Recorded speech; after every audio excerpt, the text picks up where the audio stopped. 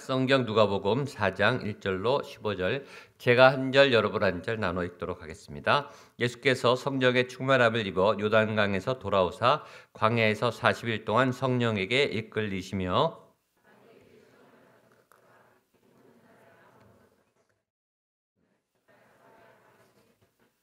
마귀가 이르되 내가 만일 하나님의 아들이여든 이 돌들에게 명하여 떡이 되게 하라. 기록된 바 사람이 떡으로만 살 것이 아니라 하였느니라. 마귀가 또 예수를 이끌고 올라가서 순식간에 천하만국을 보이며 영광을 내게 주리라. 이것은 내게 넘겨준 것이므로 내가 원하는 자에게 주노라. 그러므로 내가 만일 내게 전하면 다 내 것이 되리라. 주 너의 하나님께 경배하고 다만 그를 섬기라 하였느니라. 또 이끌고 예루살렘으로 가서 성전 꼭대기에 세우고 이르되 내가 만일 하나님의 아들이여든 여기서 뛰어내리라. 하나님이 너를 위하여 그 사자들을 명하사 너를 지키게 하시리라 하셨고 또한 그들이 손으로 너를 받들어 내 발이 돌에 부딪히지 않게 하시리라 하였느니라. 예수께서 대답하여 이르시되 주 너의 하나님을 시험하지 말라 하였느니라. 마귀가 모든 시험을 다한 후에 얼마 동안 떠나니라. 갈릴리에 돌아가시니 그 소문이 함께 있겠습니다. 친히 그 여러 회당에서 가르치심에 무사람에게 칭송을 받으시더라. 아멘. 이번 주 주제가 뭐라 그랬죠? 예수님의 권세와 능력입니다. 한 번 더 따라하시죠. 예수님의 권세와 능력. 예수님의 권세와 능력. 예수님의 권세와 능력이 나에게 나타날 것입니다. 우리 교회에 나타날 것입니다.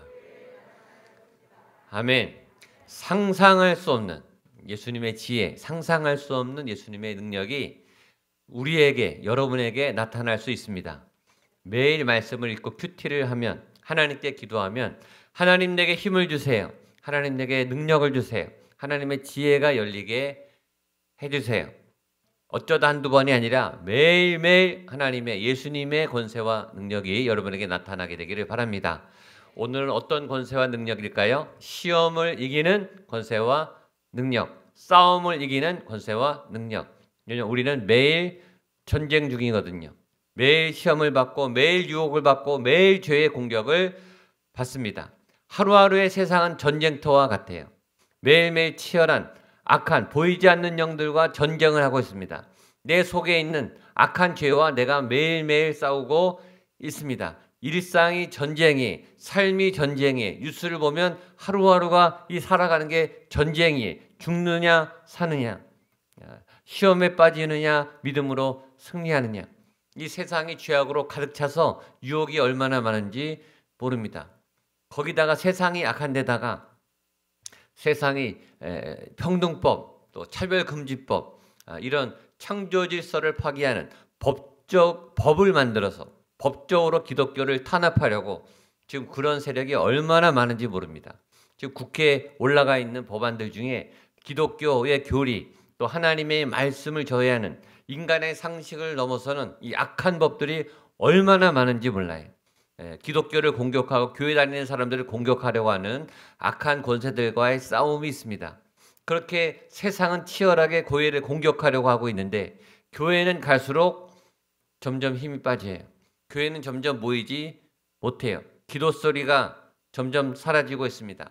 교회 학교 아이들이 점점 줄어들고 있습니다. 청년들이 교회에서 사라지고 있습니다. 보통 문제가 아니에요. 이 사회를 앞서 나가고 사회에다가 불을 주고 사회에 희망을 주고 사회를 바꿔야 될 교회는 점점 힘을 잃고 있습니다. 그래서 진짜 기도하는 사람, 이 새벽에 불을 태우고 이 사회를 위해, 이 민족을 위해, 이 땅을 위해, 이 땅에 죽어가는 죄인된 백성들을 위해 내 안에 이 공격을 이기기 위해서, 시험에 이기기 위해서 싸워 나가야 하는 믿음의 사람들이 필요합니다. 여러분들이 그런 믿음의 사람으로 전신갑주를 입고 무장해서 하나님의 사람으로 이기는 예수님의 권세와 능력을 나타내는, 오늘 말씀처럼 예수님처럼 통쾌하게 사단의 시험을 한 번에 물리치는 그런 놀라운 믿음의 예배자가 되기를 주님의 이름으로 축복합니다. 오늘 40일 이후에 시험을 받으시는 예수님, 시험을 이기시는 예수님이 등장합니다. 우리 1절과 2절 말씀을 보겠습니다. 시작. 예수께서 성령의 충만함을 입어 요단강에서 돌아오사 광야에서 40일 동안 성령에게 이끌리시며 마귀에게서 시험을 받으시더라. 이 모든 날에 아무것도 잡수시지 아니하시니 날수가 다음에 줄이신지라. 2절에 보면 마귀에게 시험을 받으시더라. 예수님도 시험을 받으셨다. 이 말이 위로가 되죠. 여러분만 시험을 받는 게 아니고 여러분만 고난이 오는 게 아니라 예수님도 시험을 받으셨어요. 그러니까 이 마귀라고 하는 녀석은 그냥 막 덤비는 거예요. 아무나 막 덤벼요. 마귀가 똑똑해요. 굉장히 지혜로워요. 그런데 대상을 가리지 않아요. 방법을 가리지 않아요. 시간을 가리지 않아요. 날짜와 요일을 가리지 않고 누구든지 하나님에게도 덤비고 예수님에게도 덤비고 교육자들에게도 덤비고 평신도들에게 덤비고 새가족들에게 덤비고 가리지 않고 누구든지 공격합니다. 사단이 그런데 예수님을 공격했다. 이건 굉장히 섬뜩한 사실입니다. 사단은 똑똑해요. 예수님이 하나님의 아들이라고 하는 사실을 알고 있죠.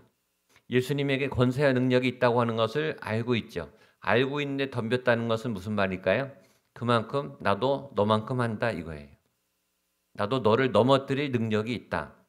그러니까 예수님의 권세와 능력이 강한 걸 알지만 내가 너도 상대할 수 있다 라고 예수님까지 공격할 만큼 자신만만한 상대가 사단이라는 거예요. 그러니까 우리가 아무런 능력 없이 성령 충만하지 않고 시험에 들면 당연히 꼬꾸라지죠. 박살납니다. 그러니까 기도하지 않고 말씀 가운데 있지 않고 세상을 대하고 세상의 시련과 미혹을 대하면 우리는 100% 꼬꾸라집니다. 오늘 예수님으로부터 성령 충만하고 시험을 이기는 그런 비법을 꼭 배워가시기를 바랍니다. 예수님이 어떻게 싸우셨는가? 성령 충만함. 예수님도 성령 충만함을 입고 싸우셨어요. 그게 중요해요. 성령 충만함. 1절 한 번 더 읽겠습니다. 시작.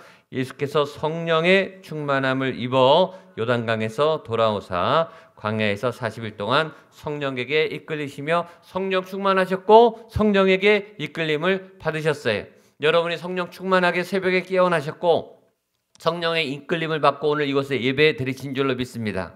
이곳에 오셨으면 성령의 충만함을 받고 성령의 인도함을 받아 말씀을 듣고 찬양하고 기도하게 되기를 바랍니다. 예배는 성령 충만하게 드려놓고 기도는 내 기도를 해요. 그러면 안 돼요. 기도도 성령의 인도함을 받고 기도하게 되기를 바랍니다.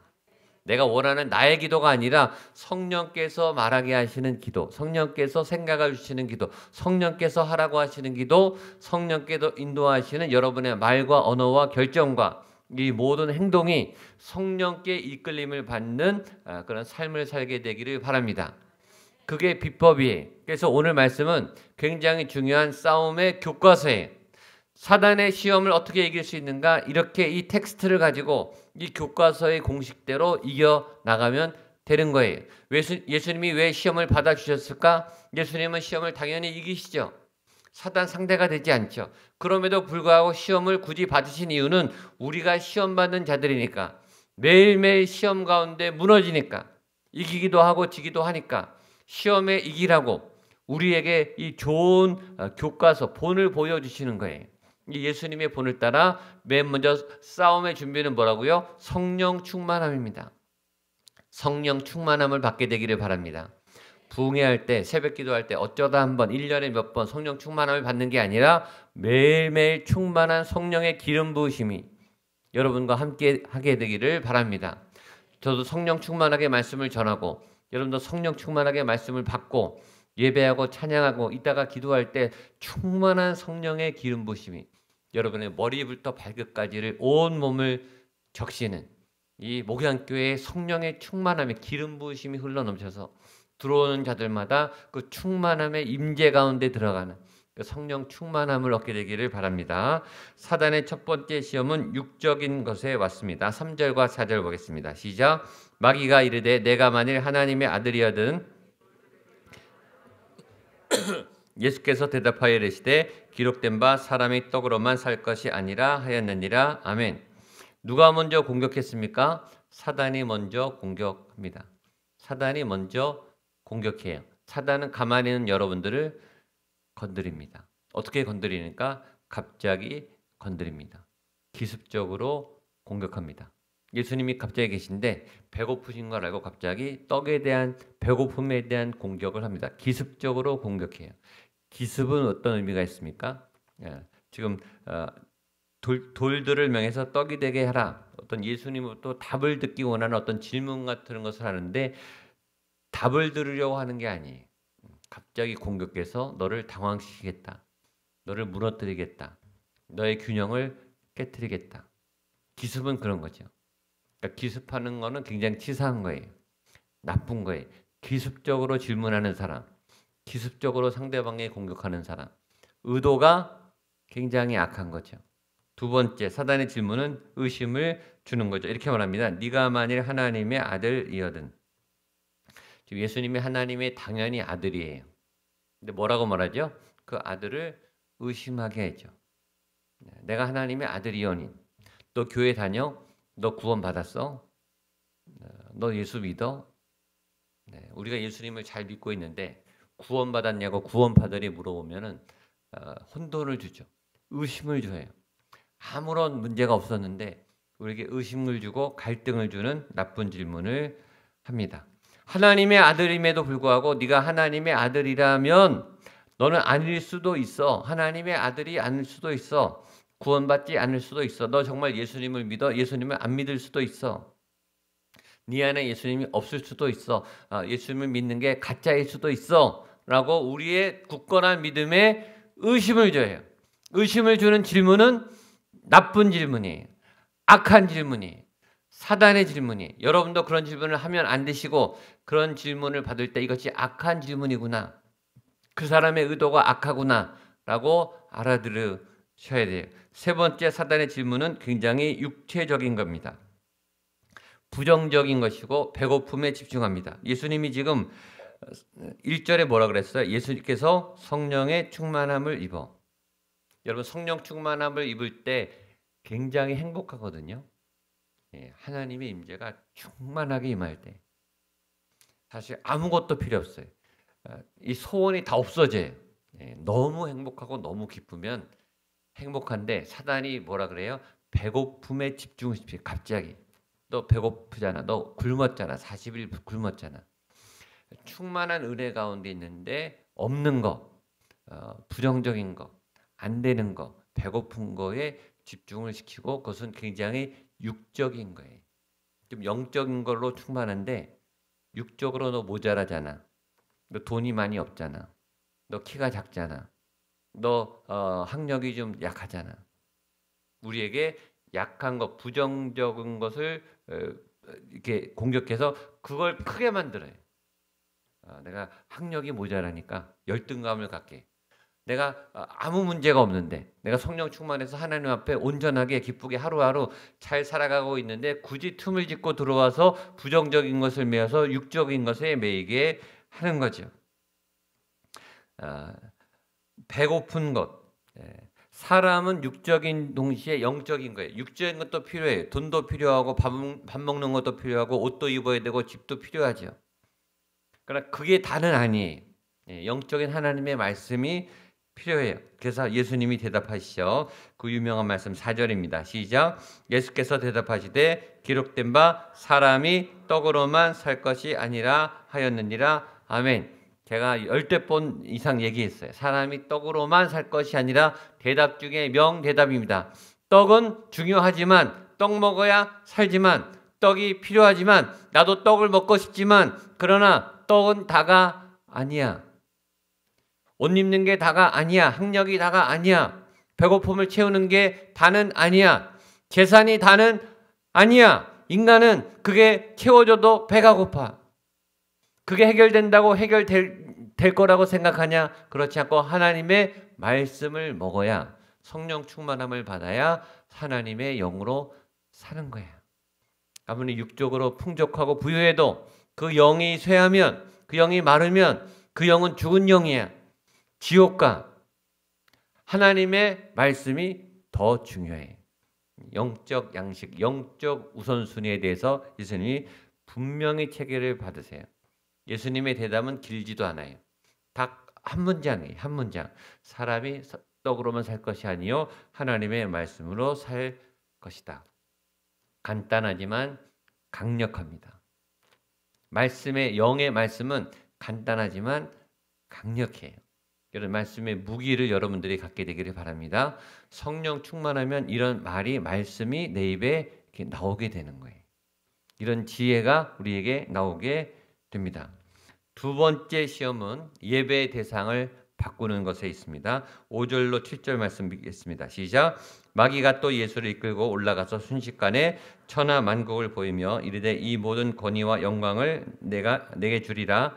이것은 내게 넘겨진 것이므로 내가 원하는 자에게 주노라. 그러므로 내가 만일 내게 절하면 다 내 것이 되리라. 예수께서 대답하여 이르시되 기록된 바 주 너의 하나님께 경배하고 다만 그를 섬기라 하였느니라. 마귀가 세상 만국의 영광을 보여주면서 그 찬란한 영광을 보여주면서 내게 절하면 이 모든 영광을 너에게 주겠다. 즉 예배의 대상을 바꿔라. 백화점에 가면 얼마나 화려한 명품들이 있습니까? 남자들 차가 얼마나 좋은 차들이 많이 있어요. 우리의 영혼을 홀리고 마음을 뺏길 만큼 좋은 차들, 좋은 명품들, 좋은 액세서리들. 그래서 굉장히 부러워하고 묵상을 하고 저거를 사야지, 저걸 입어야지, 저기 여행을 가야지, 저 자리에 올라가야지. 뭐 하는 거예요? 그 대상을 예배하는 거죠. 세상의 영광을 예배하는 거예요. 인간은 예배하는 게 본능이에요. 예배하도록 세팅이 돼 있어요. 본능적으로. 누구든지 예배를 해요. 그러나 예배의 대상이 무엇인가에 따라 다르죠. 오늘 성경은 우리에게 질문합니다. 당신은 지금 무엇을 예배하는가? 자녀를 예배하는가? 나를 예배하는가? 세상의 영광을 예배하는가? 돈을 예배하는가? 성공을 예배하는가? 취업을 예배하는가? 학위를 예배하는가? 내 자존심을 예배하는가? 무엇에게 절하고 있는가? 예수님이 말하죠. 주 너의 하나님께 경배해라. 다른 걸 경배하지 말고 하나님을 경배해라. 내 영혼아 하나님만 바라라. 주만 의지하라. 내가 하나님께만 예배드리기를 원합니다. 하나님만을 예배하는, 그래서 예배가 중요한 거예요. 예배가 살아있어야 돼요. 예배가 날마다 내 안에 생생하게 하나님과 접속되어 있어야 하죠. 또 하나 이 사단의 질문 안에 네가 하나님의 아들이거든 아들을 증명해봐. 내게 절해서 증명해봐. 떡이 받게 돼서 증명해봐. 인정받으라고 자꾸 요구해. 네가 하나님의 아들이면 아들다운 어떤 인정받는 실력을 증명해봐. 근데 예수님이 단칼에 쳐내요. 사단, 내가 너에게 인정을 왜 받아야 되는데? 나는 너에게 인정받을 필요 없이 네가 인정하든 안 하든 나는 하나님의 아들이야. 존재적인 자신감이 있어요. 사람들이 우리에게 열등감을 가지고 너 인정받아야 되지. 너 실력이 없잖아. 능력이 없잖아. 너 얼굴이 못생겼잖아. 너 키가 작잖아. 능력이 없잖아. 돈이 없잖아. 자꾸 우리를 무시해. 우리가 무시하면 발끈하거든요. 근데 사단이 자존심을 건드려. 그러니까 인정받으라고. 사람들이 못 알아주는 것에 대해서 굉장히 열등감을 가져요. 자기를 비하하고 자책해요. 근데 예수님이 말하죠. 내가 사람들에게 인정을 받아야 될 이유가 없다. 여러분들은 이미 하나님께 인정을 받은 존귀한 존재인 줄로 믿습니다. 예수님이 여러분 때문에 죽을 만큼 여러분들은 소중한 존재라고 이미 인정을 받으셨어요. 모든 사람들이 인정받으려고 몸부림을 쳐요. 사람들이 나를 안 알아주니까 알아달라고 몸부림을 쳐요. 유튜브를 보세요. 나 좀 봐주세요. 나 좀 클릭해 주세요. 조회수 좀 늘려주세요. 몸부림을 쳐요. 별짓을 다 해요. 인정에 대해서 목마르기 때문에 하나님으로 인한 존재감이 채워지지 않았기 때문에 믿음이 없는 거예요. 믿음이 없을수록 인정에 목마릅니다. 내가 자꾸 사람들에게 인정을 받고 싶어 하고 사람들이 나를 알아주기를 원하고 사람들에게 박수 받고 싶다. 내 믿음이 추락했구나 이렇게 생각하시면 돼요. 인정을 받을 필요는 없어요. 이미 인정을 여러분들은 받았어요. 여러분의 존재 자체가 아름다워요. 여러분 천하보다 귀한 영혼이 예수님이 여러분을 위해 목숨을 버릴 만큼 여러분 가치 있는 존재인 줄로 믿습니다. 사람에게 인정받으려고 시험에 들지 않게 되기를 바랍니다. 나는 이미 인정받았어. 나는 잘나지 않았지만 예수님은 나를 사랑하셔. 난 능력이 없지만 내 안에 예수님의 능력이 함께 하셔. 예수님이 나를 보호하시고 내 삶을 아름답게 건강하게 평강으로 인도해 주실 거야. 예수님이 함께 하시면 난 이 시험과 고난을 이겨낼 거야. 예수님은 나에게 힘과 지혜를 주실 거야. 시험을 이기는 여러분 되시기를 축복합니다. 인정의 문제로 지금 시험에 든 분들이 계시다면 오늘 말씀을 통해 이 시험을 이겨내게 되기를 바랍니다.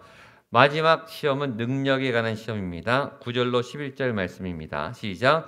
또 이끌고 예루살렘으로 가서 성전 꼭대기에서 세우고 이르되 하나님의 아들이여든 여기서 뛰어내리라. 기록되었을 때 하나님이 너를 위하여 그 사자들을 명하사 너를 지키게 하시리라 하였고 또한 그들이 손으로 너를 받들어 내 발이 돌이 부딪히지 않게 하시리라 하였느니라. 12절 예수께서 대답하여 이르시되 주 너의 하나님을 시험하지 말라 하였느니라. 따라서 주 너의 하나님을 시험하지 말라. 주 너의 하나님을 시험하지 말라. 내 영혼아 하나님을 시험하지 말라. 어떤 시험인가? 하나님의 능력이 있으신가 없으신가, 나를 도와주시는가 안 도와주시는가 시험을 하는 거예요. 그래서 한번 뛰어내려 보라는 거예요. 성전에서 하나님이 받아주시나 안 받아주시나. 뛰어내리면 죽죠. 그러나 천국은 가겠죠. 하나님이 우리를 사랑하시고 도와주시는데 도와주시는지 시험해봐라. 하나님은 능히 도와주세요. 근데 이 사단이 어떤 걸로 시험하는가? 그냥 성전에서 뛰어내려 보라는 거예요. 여러분 지금까지 살면서 성전에서 뛰어내릴 일이 있었습니까? 없었습니까? 단 한 번도 없었어요. 불이 나서 뭐 이렇게 뛰어내릴 일이 일생에 한두 번 있을까 말까. 사단은 어떤 시험을 가지고 우리에게 이 시험을 오는가? 쓸데없는 능력을 가지고 시험이 와요. 필요 없는데 해도 안 해도 되는데 효과는 하나 있어요. 사람들은 깜짝 놀라겠죠. 유튜브 조회수는 좀 늘어나겠죠. 박수 받겠죠. 끝! 아무 쓸모없는 능력. 높은 곳에서 뛰어내리는 능력이 어디 쓸 데가 있습니까? 아무 쓸데없는 능력이에요. 그러니까 사단은 여러분에게 여러분의 능력을 쓸데없는데 과시용으로 사람들 한번 놀라라고, 사람들 한번 깜짝 놀라게 하려고, 사람들에게 박수 한번 받을, 아, 저 사람 대단하다. 저 사람 특이하다. 저 사람 좀 유별나네. 박수 한번 받고 끝. 아무것도 아니. 사단은 아무것도 아닌 일에 여러분의 능력과 에너지를 낭비하게 만들어요. 헛된 영광을 구하게 시간을 낭비하게 한다고요. 그 뛰어내리는 연습 열심히 해서 뭐 하겠어요? 아무 유익이 없는 능력이에요. 그러니까 예수님이 말했죠. 그 쓸데없는 능력에 하나님의 그 소중한 능력을 시험하지 말아라. 하나님은 지금 하나님의 생명을 살리는 온전한 일에 가장 값진 일에 하나님은 일하고 계신데 왜 쓸데없이 하나님을 시험하느냐. 시험하지 말아라. 여러분의 이 소중한 하루하루를 쓸데없는 것에 낭비하지 않게 되기를 바랍니다. 하나님께 헛된 것을 구해서 이것 좀 보여주세요. 이것 좀 해주세요. 하나님 증명해 주세요. 라는 어리석은 기도를 하지 않게 되기를 바랍니다. 이 세 가지 시험을 예수님은 멋지게 통과하셨습니다. 어떻게? 성령 충만함으로. 어떻게? 말씀으로 한 방에. 예수님이 이렇게 하신 이유는 예수님은 당연히 이길 수 있는데 우리에게 알려주신 거예요. 너희도 이렇게 하라고. 성령 충만함을 받고 말씀으로 진리로 성경 말씀으로 하나님의 주신 그 능력으로 시험을 이기라고. 그리고 너희도 이길 수 있다고. 우리도 이길 수 있음을 믿습니다. 우리는 약해요. 우리는 지혜가 없어요. 우리는 힘이 약하지만 사단하고 싸움이 안 되지만 그러나 말씀을 가지면 성령 충만함을 입으면 하나님의 예수님의 권세와 능력이 함께하면 시험을 이길 수 있을 줄로 믿습니다. 시험을 이길 것입니다. 시험을 이기는 능력을 이미 저와 여러분에게 주신 줄로 믿습니다. 그렇게 시험을 이기고 승리하고 날마다 매일 멋진 승리의 삶을 살아가는 여러분 되시기를 주님의 이름으로 축복합니다. 자리에 일어나서 우리 찬양하겠습니다.